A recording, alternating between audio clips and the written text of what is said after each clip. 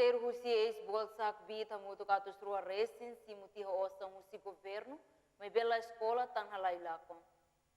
Informação do diretor executivo Fundo de Desenvolvimento Capital Humano, Júlio Aparicio, ba jornalista e Salão Delta Nova Comoro Quintane. Niadehan tem que a estratégia ida, no iha lorong nen to lorong rua nulu resingwalu fulan fevereiro ne, sira organiza diretor chefe departamento ba Universidade ida ko dihare cada semester estudante hirak nehetan valor hira. Hira hau tama ida ne, hau hare kata conselho administração íamos larandia. Sira se hanui hela.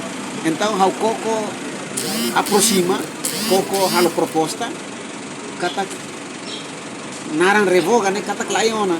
Então ita labele mai hau labele hau mudar diretor executivo, hau labele luta fale dengan kata ko custo vida de vida tem que ir, propinas tem que ir. Então revogação ne la vale da lei ne la vale.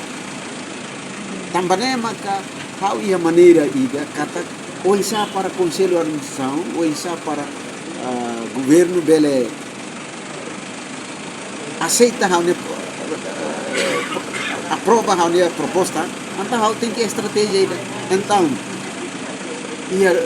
dia 6 de fevereiro to dia 28 de fevereiro ami organiza a minha diretor sira sempre departamento no pessoal sira ami hotu ba e universidade ida ami recolhe seus dados valor hira cada semestre valor hira depois emana hira ina ama serviço kalai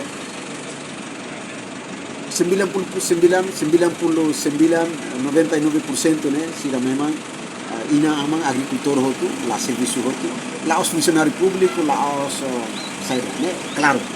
Iha fatingan isang ministro planeamento no investimento estratégico Gastão de Souza Dehan, sira sei reve fila fali diploma ministerial ne, tambah osang ne povo nian tem que zera hodidiak. Jacinta Siqueira, STL News.